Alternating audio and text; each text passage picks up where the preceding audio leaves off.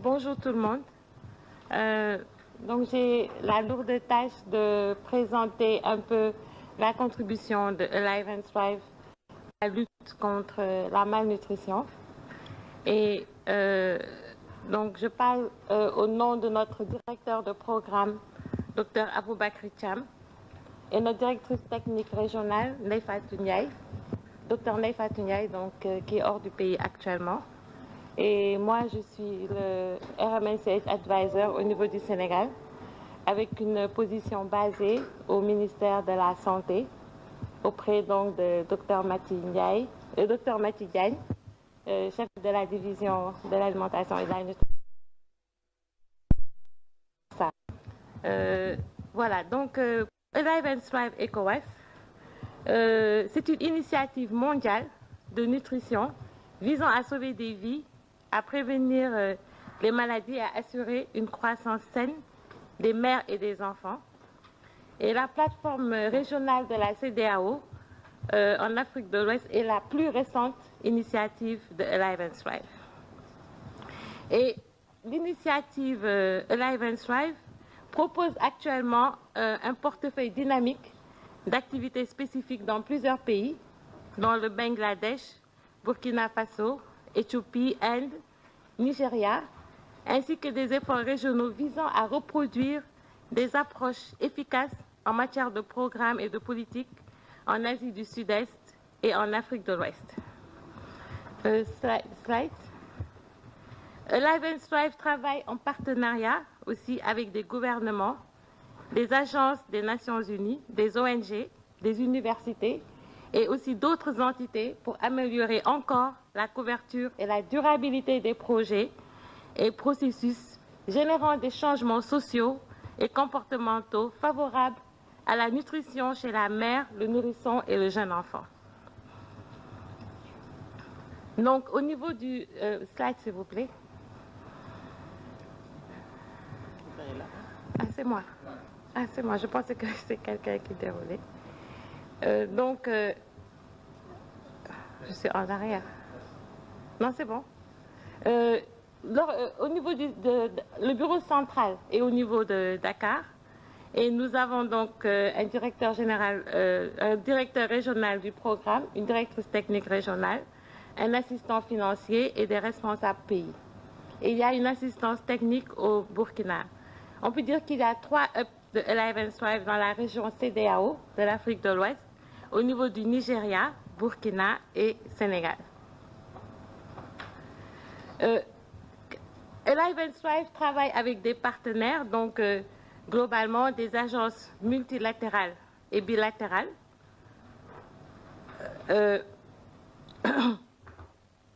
des associations régionales, des ONG. Donc, vous voyez dans ce slide, à peu près, vous avez parmi les agences multilatérales, UNICEF, IFPRI, les associations régionales, comme les organisations comme le SUN. Donc, je ne vais pas lister tout cela, mais la présentation sera disponible.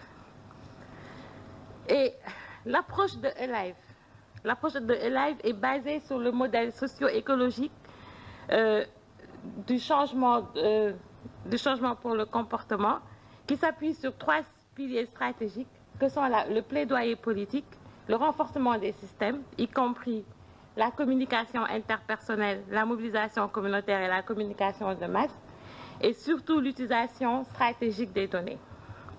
Et sur la base des enseignements tirés à la fois du programme régional de l'Asie du Sud-Est et du programme des pays du Burkina Faso, Alive and Thrive étendra ses activités de plaidoyer politique, renforcera ses capacités et encouragera l'utilisation des données en collaboration avec l'UNICEF et d'autres organismes afin d'améliorer la nutrition de la mère, du nourrisson et du jeune enfant en Afrique de l'Ouest, particulièrement au Sénégal, en Côte d'Ivoire et au Niger. Nous avons des activités au niveau régional et au niveau pays. Donc, je vais un peu passer dessus pour ne pas prendre beaucoup de temps. Au niveau du Sénégal, l'assistance technique voudrait renforcer les capacités du ministère de la Santé et de l'Action sociale à fournir des services de nutrition maternelle et d'ange de qualité et surtout d'utilisation stratégique des données pour des décisions programmatiques appropriées. Alive and Thrive s'intéresse également à la nutrition des adolescentes. Le travail au Sénégal a démarré par une évaluation de la pratique de la mise au sein précoce, c'est-à-dire la mise au sein dans l'heure qui suit la naissance en salle d'accouchement, dans quelques structures publiques et privées, notamment dans le district de Rufisque, dans le cadre d'une intervention pilote qui vise à documenter et à renforcer la pratique de l'allaitement initial dans les structures de santé. Et ce qu'on peut dire, c'est que dans les interventions précédentes, nous avons des résultats qui ont montré que c'est possible et que c'est faisable. Cette approche a permis à Alive and Thrive d'obtenir des résultats fort appréciables en termes d'augmentation des prévalences, de pratiques optimales d'alimentation de nourrissons de jeunes enfants et de nutrition maternelle au Vietnam, au Bangladesh, en Éthiopie et au Burkina Faso. Vous voyez sur ce graphique que les pratiques, grâce à ces interventions, les pratiques de l'allaitement maternel exclusif, la pratique est passée de 2010 à 2014, de 19 à 58% au Vietnam, de 49 à 88% au Bangladesh et de 72 à 83% en Éthiopie. En matière...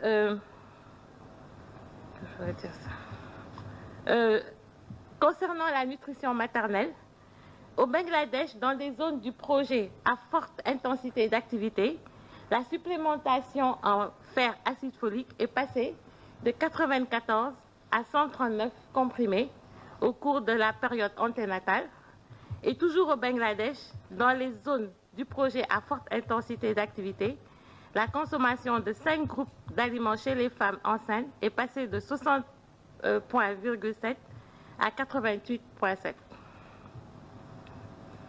Donc, les résultats attendus du projet, c'est qu'on ait des systèmes et institutions capables d'accélérer la réduction de la malnutrition par le biais d'interventions MySyn, qu'on ait des partenariats et actions coordonnées dirigées par des champions engagés à fort impact avec des investissements accrus dans MySyn dans les budgets nationaux, des politiques plus fortes mises en œuvre et surveillées, une viabilité financière grâce à des études de coûts et à la défense de MySyn, des codes de substituts de lait maternel appliqués et une capacité accrue d'analyse et d'utilisation des données pour la planification et la mise en œuvre des programmes, l'inclusion de certains indicateurs de MySyn dans le système d'information sanitaire. Et à titre d'exemple, au Sénégal, les indicateurs de mise au sein précoce sont inclus dans le DHIS2 lorsque le ministère a fait sa révision des indicateurs nutritionnels. Donc, je passe sur le contrôle de Dr Mathieu. Et donc, voilà un peu globalement le projet Alive and Thrive et nous vous remercions vraiment de votre attention. Merci.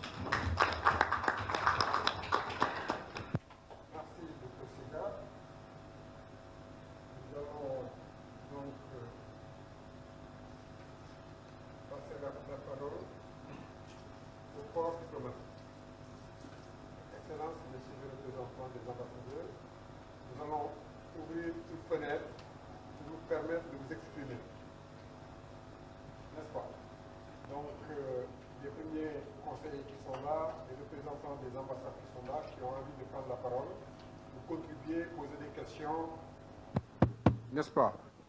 Ou bien apporter un éclairage sur l'apport de leur pays dans les programmes en cours, vous êtes les bienvenus. Excellence.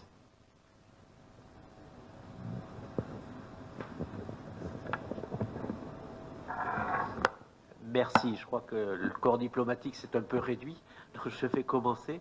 Donc je suis Jean-Pierre Lamarque, je suis conseiller régional santé pour le ministère français des Affaires étrangères basé à Dakar.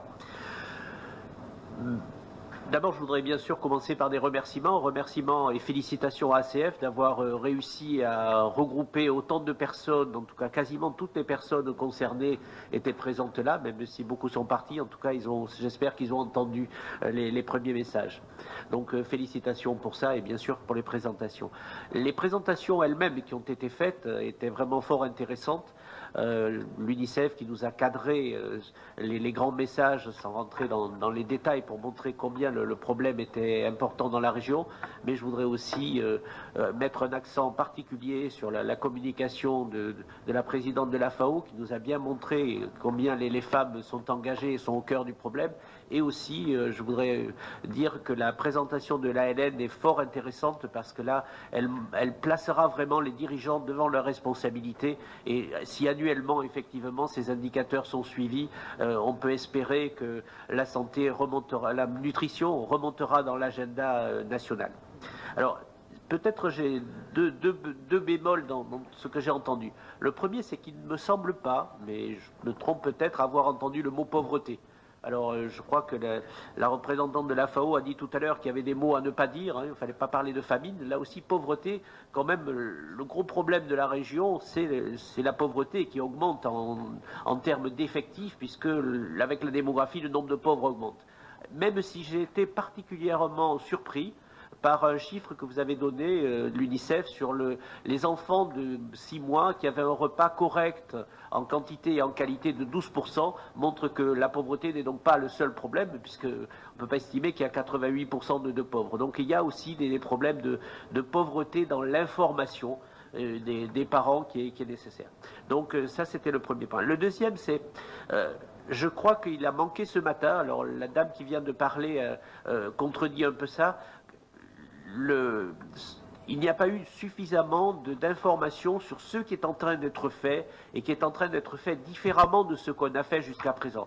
Alors je pense aux communes de convergence pour l'UNICEF, je pense à l'initiative 4R du PAM, je pense évidemment aux bourses familiales qui sont distribuées maintenant et qui deviennent une stratégie, et comment ces initiatives-là, qui sont globales, ont vraiment un impact et comment nous, bailleurs de fonds, on peut s'en inspirer pour passer à l'échelle ou les renforcer. Donc je crois que là, c'est extrêmement important et ce que vous avez proposé, Monsieur K, de ce réseau d'échanges, je crois, devra se focaliser entre autres sur cet échange des bonnes pratiques. Alors on le dit tout le temps, mais je ne suis pas sûr qu'on le fasse suffisamment. En tout cas, nous, partenaires, on a besoin de cela pour aussi, nous, partenaires techniques, pour convaincre la partie finance du PTF d'agir.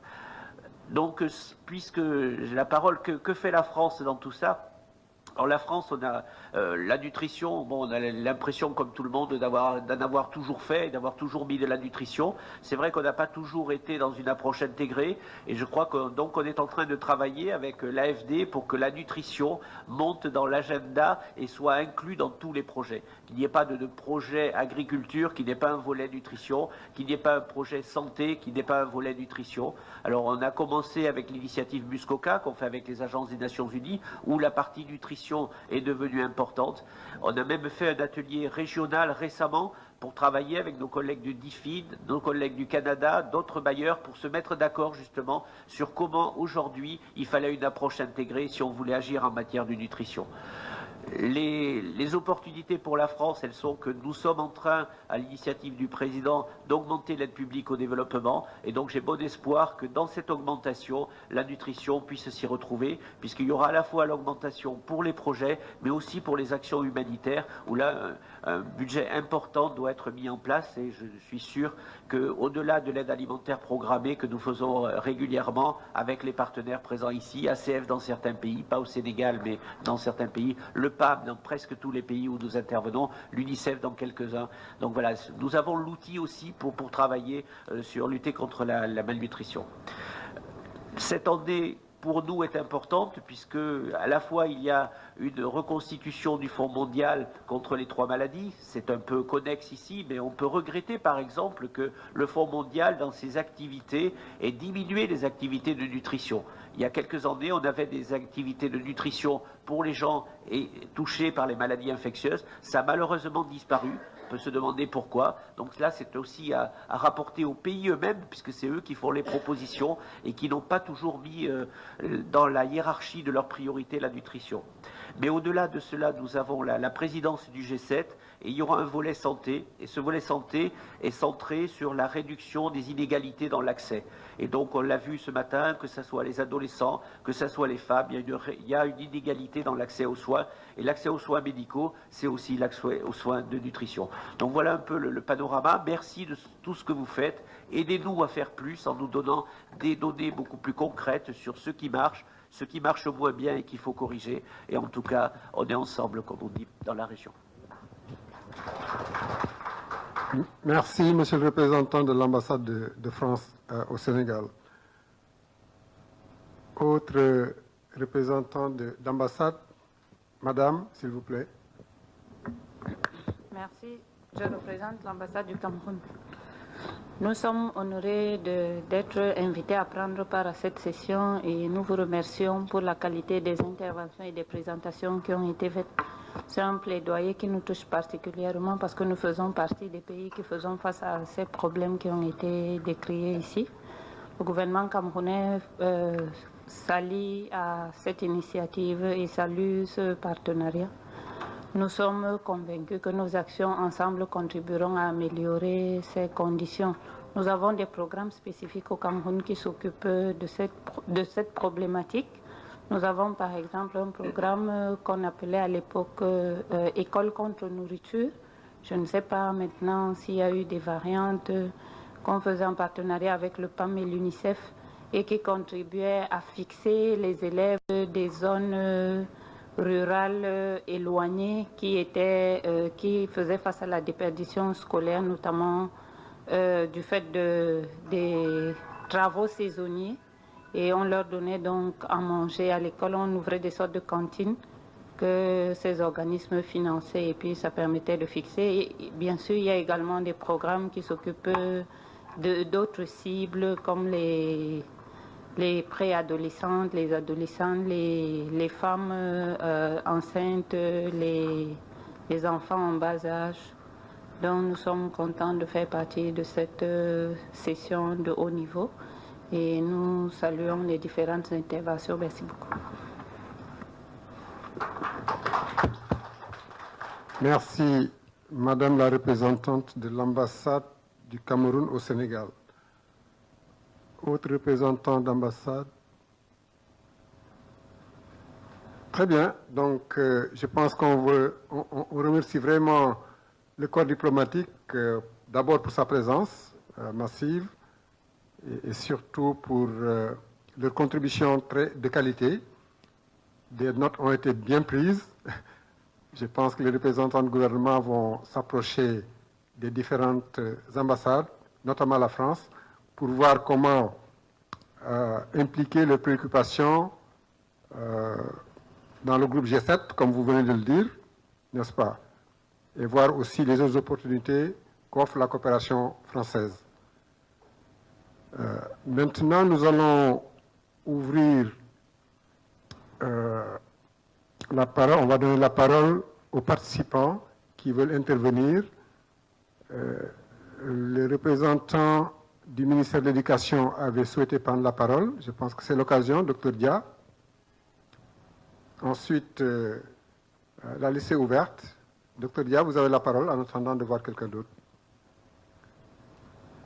Allez, micro baladeur.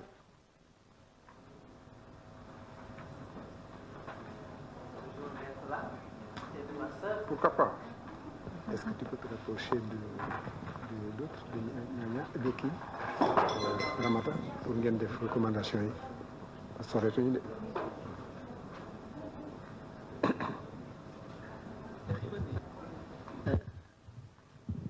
Donc, bonjour tout le monde. Bonjour, monsieur le modérateur. Donc, je suis le docteur Dia. Je représente le ministère de l'Éducation nationale. Je suis le chef de la division du contrôle médical scolaire. Okay. Et je remercie vraiment ACF d'avoir invité le ministère de l'Éducation nationale et à travers le ministère de l'Éducation nationale, la division qui s'occupe de la santé et nutrition à l'école. Et je pense que l'éducation nationale, M. K a parlé un peu de multisectorialité. Nous avons toujours intégré ce comité. Et nous travaillons tous ensemble pour le bien-être des enfants. Mon intervention ne sera pas trop longue. Je vais juste parler d'un problème qui a été soulevé ici, l'anémie, qui constitue quand même un problème de santé. Comme on l'a vu, c'est 40 à 50% de femmes en âge de procréer qui présentent une anémie. Et justement, au niveau de notre direction, nous avons un programme de lutte contre l'anémie en rapport donc dans la prévention, un programme que nous partageons avec la cellule de lutte contre la malnutrition, Nutrition Internationale, NI, et évidemment le ministère de la Santé avec la DSME qui accompagne donc le ministère de l'Éducation nationale. Ce programme consiste à supplémenter, à donner donc du fer et de l'acide folique aux adolescentes de 10 à 19 ans. Donc ce programme a commencé depuis 2017 et va se terminer en principe en 2020. Et nous comptons atteindre 1 200 000 adolescentes dans les établissements scolaires. Et ce programme concerne 7 régions au Sénégal qui sont touchées. Et nous sommes dans la mise en œuvre. Nous pensons qu'à l'issue de ce programme, en tout cas, le taux va être relevé. Ce n'est pas seulement la supplémentation en fer acide folique, mais également il y a un autre volet, l'éducation nutritionnelle, parce que l'éducation nationale, sa vocation c'est de donner du savoir. Il y a un programme d'éducation nutritionnelle